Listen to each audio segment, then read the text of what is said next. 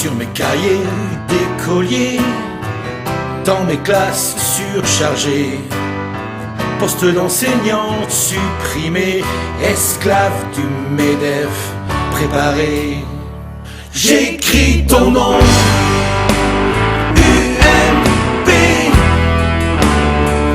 J'écris ton nom, UMP. Pour le curé réhabilité, la libre pensée bafouée, les populations opposées, j'écris ton nom.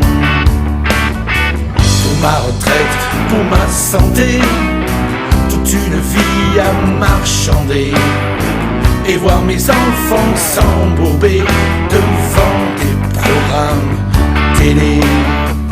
J'écris ton nom, UMP.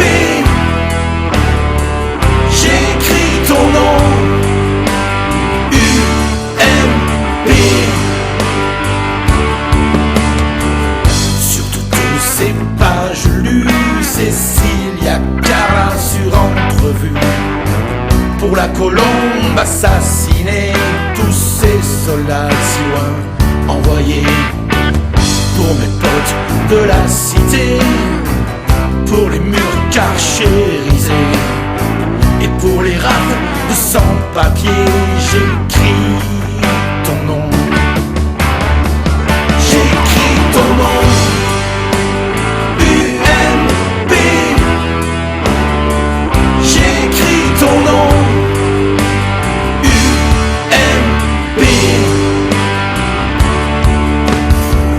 Sur la jungle et le désert d'un libéralisme pervers, qui chaque jour un peu plus enterre le digne héritage des Lumières. Pour ces logements délabrés, ces fins de mois au premier, et pour qu'avance la pauvreté, j'écris ton nom. J'écris ton nom, UMP. J'écris ton nom, UMP.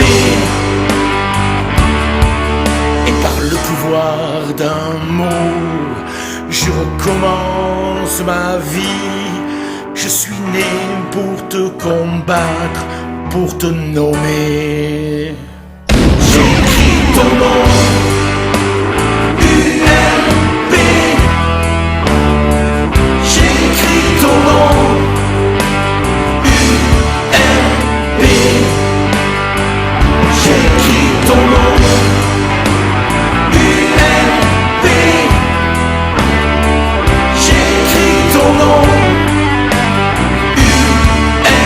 UMP. J'écris ton nom, UMP. J'écris ton nom, UMP. J'écris ton nom, UMP. J'écris ton nom, UMP.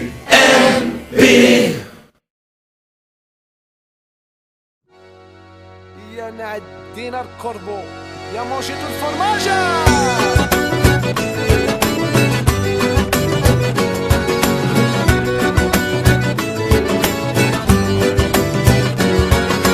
Maître Renard n'est qu'un tocard, un zonard, un minable, une baltringue, un naze, un faiblard, un brigand, une petite frappe, un petit salopard, il taffe au black.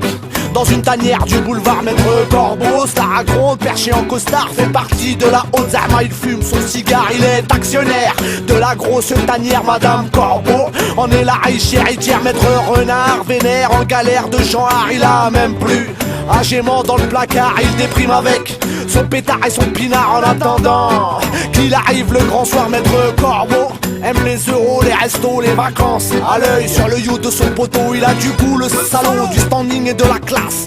Lui ne partage qu'avec ceux de sa race. Maître Renard, et sur la paille n'a plus un dard. Maître Corbeau, toujours tranquille, toujours peinard. Maître Renard risque de faire une connerie, se faire un sar-corbeau en michoui à midi. Si Maître Corbeau sur son arbre perché voulait partager son fromage, si Maître Corbeau sur son arbre perché voulait partager son fromage, si Maître Corbeau sur son arbre perché voulait partager son fromage, si Maître Corbeau sur son arbre perché voulait partager son fromage.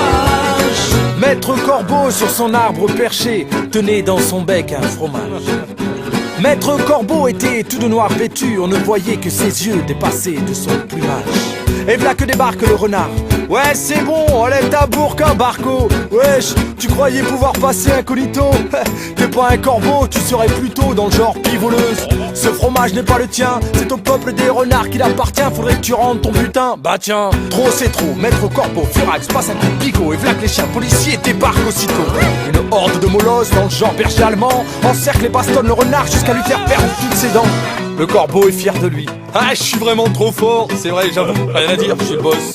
Toutes les meufs me kiffent, normal. J'ai trop de style, trop de classe, trop de flow quand je me pointe quelque part. Face à tant de vanité, le renard a compris que c'était l'occasion rêvée pour récupérer le fromage sacré. Votre majesté, votre jour de gloire est arrivé. Et ce jour, il faut qu'on l'immortalise. Une photo, oh, excellente idée. Souriez à pleines dents et dites cheese. Si Maître Corbeau sur son arbre perché voulait partager son fromage, si Maître Corbeau sur son arbre perché voulait partager son fromage, si Maître Corbeau sur son arbre perché voulait partager son fromage, si Maître Corbeau sur son arbre perché voulait partager son fromage.